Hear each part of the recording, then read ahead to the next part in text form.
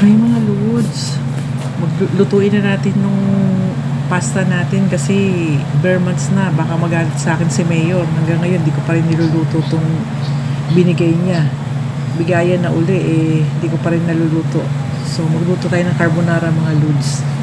Ayan yung aking mga ingredients ng carbonara. Wala lang akong cheese yan mga lods kasi kota na ako sa taas ng phosphorus. May gatas na at saka cream, kaya hindi na ako naglalagay ng cheese kasi halos lahat puno ng phosphorus na yan. Kaya yan. So nagisa lang tayo mga lods ng bacon. Muna natin gisahin yung bacon para hindi na tayo gumamit ng madaming mantika. Kaya di ba magmamantika din naman yan. Kaya yung bacon na mantika ng bacon, yun na rin yung ginamit ko para sa paggisa sa kanya. Kaya paggisa yan, gisa na natin yung ating sibuyas at saka bawang. Maraming bawang mga lods ang ginamit ko dyan para mas masarap, garlicky yung flavor niya. Tapos nagbe-blend siya dun sa smoky flavor ng ating ham. May sweet ham kasi kung ginamit dyan, lagyan ko rin ng sweet ham yan mga lods, para hindi puro bacon yung nilagay natin.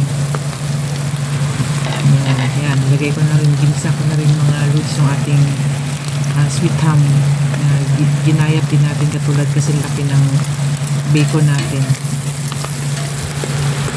So gigisayin lang natin yan mga lods para maluto na. Pagkagisa niyan, tsaka na natin ilagay yung mga cream natin.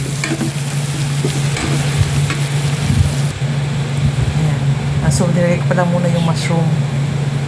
Bago ko ilagay yung cream, lagay muna natin yung mushroom. Sliced mushroom na yan mga lods na nilagay ko dyan. Tapos, para may maiba naman, may twist naman, at mabubuhay yung kulay ng ating carbonara, naglagay din ako dyan mga lods ng broccoli para makakain ng gulay yung mga bata. Hindi, less guilty kasi may gulay.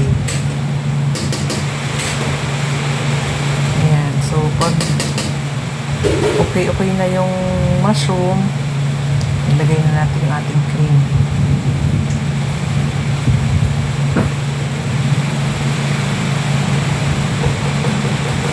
Konting tubig lang dyan mga lods ang nilagay ko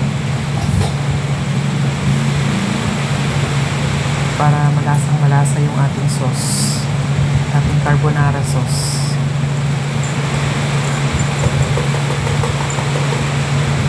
Tapos hindi po ako gumamit dyan ng asin para maging malasa siya. Apis po ang ginamit ko. Nag-blend naman, ayos naman ang lasa niya.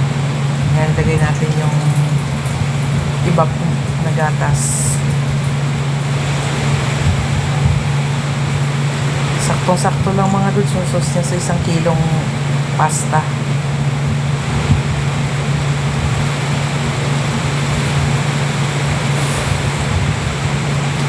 Ayan. So, antay lang natin yung kumulo. Naglagay na rin dyan ako ng paminta. Kaya ikaw, Ate Peli, sarap na sarap ka. May kalaban yan, ang nilagyan ko ng kalaban mo yan. Hindi mo napansin, sarap na sarap ka. Lagyan ko yun ng paminta kasi nagpapasarap din yung paminta na yan dyan. Hindi pwedeng walang paminta ang carbonara. Ayan. So, hintay lang natin kumulo yan. Pagkulo niyan, saka natin lagay yung ating broccoli. Paglagay ng broccoli naman natin, tapos mix lang tayo dyan mga lods ng cornstarch. Para lumapot yung sauce ng carbonara natin, maglagay tayo ng cornstarch. Ayan. So, nilagyan ko na siya ng broccoli para magkaroon ng buhay yung ating sauce ng carbonara. Hindi bland. Hindi malapsa. Bala ko pa sana lagyan niya ng bell pepper Kaya lang, ako lang kakain ng bell pepper Ayaw kumain ng mga bata Yan, kumakain sila dyan. Kaya, nilagyan natin. Kaya lang, kaunti lang nilagay ko kasi masyadong mahal ang gulay ngayon. Pagtapos ng bagyo, mahal ang gulay. isang maliit lang na broccoli yung nilagay ko. Ayan. So, saka natin kapag naglapot-lapot ng kaunti yan mga lods, lagay na natin yung ating pasta.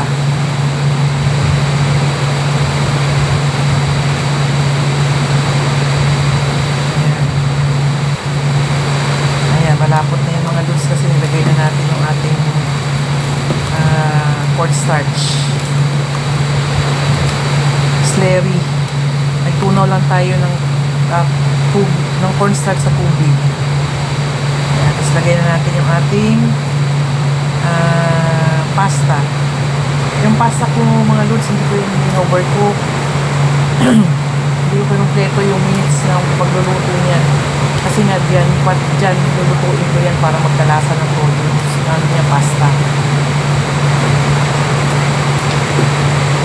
Para hindi magka-durog-durog yung ating pasta. Hindi ko kinumpleto yung minutes ng pagluluto sa pasta. Kaya sakto-sakto lang yan. Na maubos yung ano niya, matawag nun, dumikit yung mga sauce niya. Sakto lang naluto yung pasta natin. Kaya tikman ko naman siya mga lods. Hindi naman ako mapapahiya sa sarap. Ayan. So yan na mga lods, ito na yung ating carbonara. Ayan. For sure ako nito, sigurado to, taob na naman to mga lods. Taob na naman ang ating carbonara. Mas masarap to. Mas masarap pa to kaysa spaghetti mga lods eh. Kaya lang ako, hindi ako pa nakain ito. Gawa nga ng bawal sa akin dahil nga sa phosphorus, yung mga gatas at cream. Kaya tikim-tikim lang ako nito. Kaya ayoko yung lagyan na ng cheese kasi nga madudoble yung kasalanan ko eh. So maraming salamat mga lods.